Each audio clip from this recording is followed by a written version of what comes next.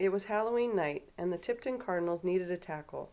With the team trailing Sacred Heart 27-18 in the opening round of the Missouri High School playoffs, a stop here on first down and 10 with less than 7 minutes to play would help keep its fading season alive. As the running back took the handoff and sprinted right, Tipton's Chad Stover, a 16-year-old defensive back, dived at the player's legs with his arms outstretched. Chad's head collided with the runner's right thigh as the ball carrier dodged the tackle to gain another few yards. Chad went down, and his helmet smacked into the ground.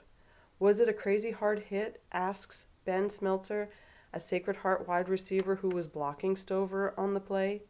"No." Chad wobbled to his feet, and after a timeout, he jogged to the sideline. Twice, a Tipton assistant coach asked if he felt well enough to return to the game. Twice, Chad said he was good. He went back in, and Tipton huddled up. "Something's wrong," Chad told a teammate before lining up for the play. Suddenly, his legs turned soft. Teammate David Richardson, one of Chad's best friends since grade school, caught him as he collapsed. "We've watched football games for years and years and years," said Chad's mom, Amy. "I usually don't get shook, but you just knew the way his legs went out from underneath him." Chad's father raced out to the stands and motioned for Amy to follow. As she darted onto the field, the referee warned her to slow down on the slick and muddy turf.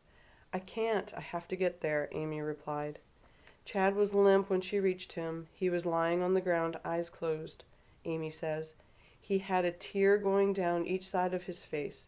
"I leaned down and kissed his head, and I was pushing his hair back and talking to him.